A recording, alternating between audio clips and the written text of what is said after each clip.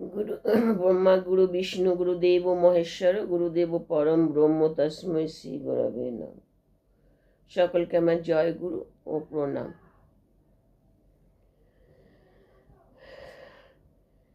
সেই ঠাকুরের সময়ে, ঠাকুর বেঁচে থাকাকালীন ঠাকুরের এক কাছের শিষ্য তাকে জিজ্ঞাসা করেছিলেন, ঠাকুর তখন দেশ ভাগাভাগি সবে স্বাধীন হয়েছে, দেশ ভাগাভাগি হয়েছে, তাই উনি জিজ্ঞাসা করলেন, ঠাকুর এই যে মানুষে মানুষে বিভেদ সৃষ্টি হয়েছে, এই দেশ ভাগ হয়েছে, এই দেশে অধর্ম ভরে গেছে, মানুষে মানুষের মধ্যে কোনো ভালো সম্পর্ক নেই, বাবা ছেলের মধ্যে সম্পর্ক নেই, ভাই ভাই সম্পর্ক নেই,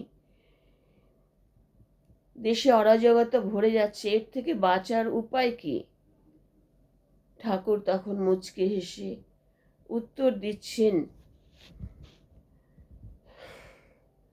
সবার আগে আমাদের প্রয়োজন সঠিক বিবাহ। সঠিক বিবাহ না হলে কিছু হবে না। সঠিক বিবাহ না হলে সুন্দর সন্তান পৃথিবীতে আসবে না, আদর্শ সন্তান পৃথিবীতে জন্মগ্রহণ করবে না, আর দেশের অবস্থারও কোনো পরিবর্তন আসবে না।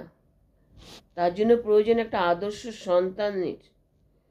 আদর্শ সন্তান সৃষ্টি করতে হলে আদর্শ মায়ের দরকার, আর আদর্শ মা তৈরি করতে লাগে সঠিক বিবাহ দরকার। তাই ঠাকুর বলেছেন যে যখন কোনো কন্যা সন্তানকে পাত্রস্থ করা হবে, তখন বাবা মাকে দেখতে হবে যে তার সেই যে পাত্র, যে ছেলে, তার বংশ বর্ণ, তার শিক্ষা সংস্কার, তার চরিত্র, তার পরিবার সব কিছু দেখে তবে একটা মেয়েকে পাত্রস্থ বা বিবাহ দিতে হবে। সেই বিধিমতো বিয়ে হলে, বিবাহ যদি হয়, স্ববর্ণ হতে হবে, কিন্তু গোত্র ভিন্ন হতে হবে। উচ্চ বর্ণের বিবাহ দেওয়া যায়, কিন্তু নিম্ন বর্ণের বিবাহ দেওয়া যাবে না।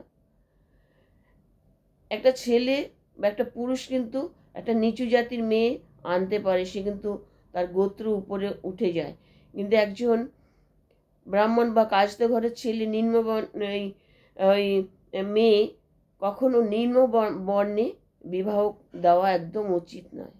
তাহলে সে নিম্ন দিকে ধাবিত হবে, আর সন্তানও সেরকম তদ্রূপ আসবে। তাই বিবাহটা সঠিক দরকার। বিবাহ সঠিক হবে, এবারে আসবে সঠিক সুসন্তান। আর সুসন্তান জন্ম দেওয়ার জন্য আগে মাকে আদর্শ মা হয়ে উঠতে হবে। সুন্দর পরিবার গঠন, বাবা মাকে দুইজনে মিলে সুন্দর পরিবার তৈরি করতে হবে, সুন্দর পরিবেশ তৈরি করতে হবে। বাবা মাকে আদর্শবান হতে হবে, তাকে সদ্গুরু দীক্ষা নিয়ে আদর্শ কেন্দ্রিক হতে হবে, ইষ্টকেন্দ্রিক ঈশ্বর কেন্দ্রিক পথে চলতে হবে। স্বামী স্ত্রীর সম্পর্ক সুন্দর হতে হবে। পরিবারকে সকলকে নিয়ে চলতে হবে। সব পরিবারের মধ্যে একটা সুন্দর পরিবেশ যখন তৈরি হবে, তখন সেই পরিবারে একটি সুসন্তান আসবে, আর সন্তানও ভালো বড় হয়ে সুন্দরভাবে বড় হয়ে উঠবে।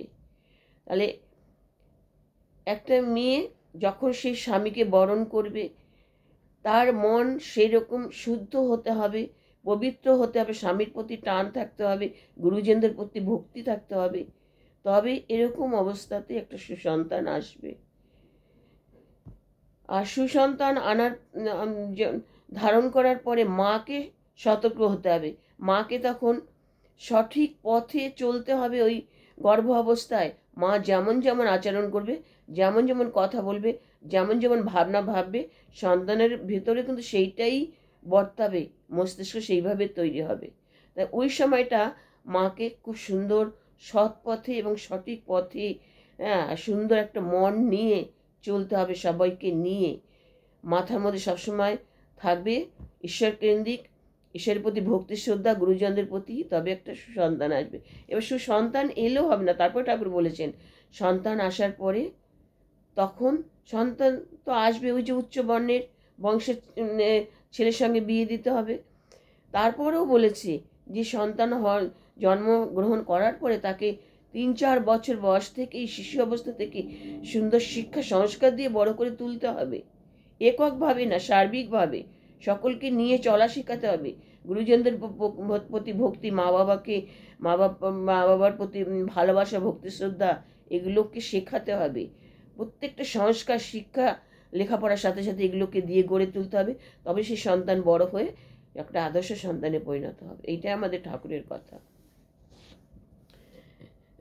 আজকে দেশে আদর্শ সন্তানের অভাব। আদর্শ সন্তানের থেকে আছে না কেন, তার থেকে কুসন্তান ভরে গেছে দেশে। তার জন্য তো এত দুর্নীতি, এত দেশের এই অবস্থা, খুন, খুন, জখম, তারপরে ধর্ষণ, দুর্নীতিতে ভরে সারা দেশ ছেয়ে গেছে। যেখানে নেতা মন্ত্রীরা, রাজা নেতা মন্ত্রীরা দুর্নীতির মধ্যে জড়িত থাকে, সেখানে সেই দেশের উন্নত কিভাবে হবে? আর সেই রাজ্যে মানুষ কিভাবে সুন্দরভাবে বাঁচতে পারবে? তাই আজকাল মানুষের মধ্যে কাম, ক্রোধ, লোভ ভরে গেছে, আসক্ত হয়ে গেছে। তাই তারা স্বার্থন্বেষী হয়ে উঠেছে, স্বার্থপরের মতন জীবনযাপন করছে। সরকারি টাকা লুটপাট করে, গরিবদের টাকা লুটপাট করে বিলাসবহুল জীবনযাপন করছে। তাদের মধ্যে কোনো মনুষ্যত্ব, বিবেক তাদের মধ্যে নেই। তাহলে কেন হয়েছে এটা? তার বাবা মা সঠিকভাবে সন্তানের জন্ম দিতে পারেনি, শিক্ষা সংস্কার দেয়নি, বাবা মা আদর্শ নয়, তাই তাদের ঘরে এই কুসন্তানের জন্ম হয়েছে। আর দেশটা দুর্নীতিতে ভরে গেছে। এই জন্য ঠাকুর বলেছে, এইসব কথা আমাদের ঠাকুরের।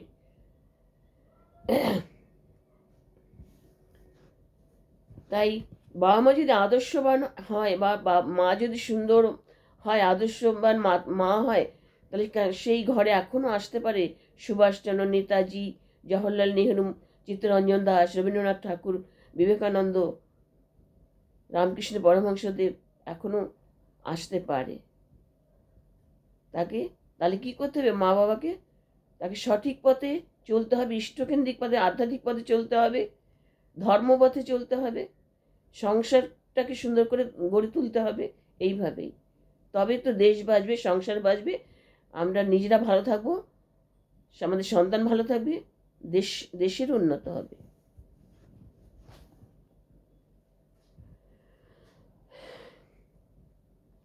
আমাদের ঠাকুর দিয়েছেন শিক্ষা সংস্কার, দেখিয়ে গেছেন।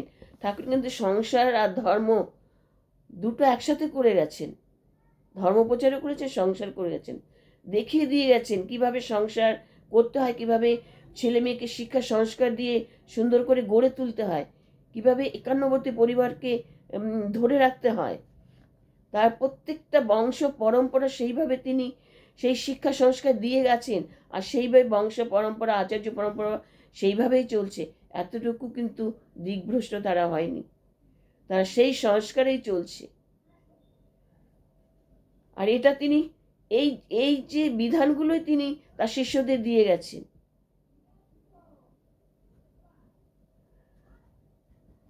যাতে প্রত্যেকটা ঘরে ঘরে সুসন্তান আসে, বাবা মার প্রতি ভক্তি শ্রদ্ধা থাকে, একটা পরিবার সুন্দর হয়, এই কথাই তিনি বলে গেছেন, এই শিক্ষাই তিনি দিয়ে গেছেন। আর সৎসঙ্গীদের ঘরে কিন্তু কখনো একটা খারাপ সন্তান জন্ম হয় না, বা তারা সেই শিক্ষা পায় না। প্রত্যেকটা সৎসঙ্গী ঘরে, আমাদের গুরু ভাইদের ঘরে প্রত্যেকটা সন্তান কিন্তু আদর্শ সন্তান।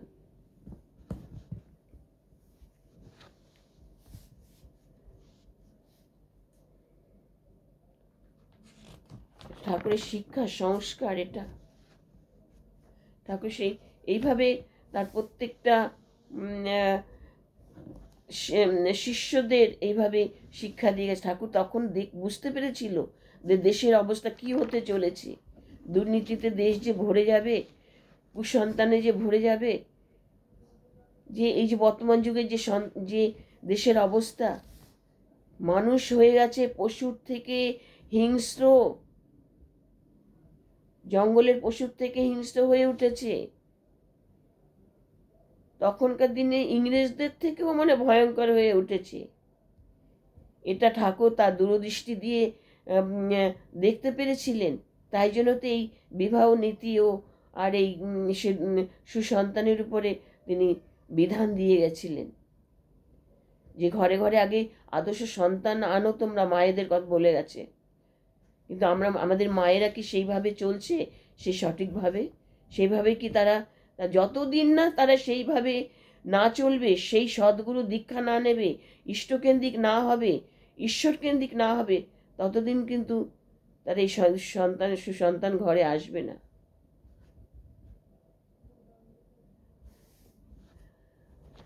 একমাত্র আমাদের অনুকূল ঠাকুরের দীক্ষা নিয়ে তার তার চালানো পথে চললে, তার দেখানো পথে, তার বই পড়াশোনা করলে, তার যে সমস্ত বই এগুলো যদি কেউ পড়ে, আলোচনা শোনে ঠাকুরের, তবেই তারা সেই পথে আসবে এবং সেই ঘর পরিবারও সুন্দর হবে। পরিবারকে নিয়ে তারা সুন্দর সুস্থ জীবন পাবে এবং তাদের ঘরে ঘরে আদর্শ সন্তান আসবে। এটা ঠাকুরের কথা। জয় গুরু। আমার আলোচনা ভালো লাগলে লাইক, শেয়ার ও কমেন্ট করবেন।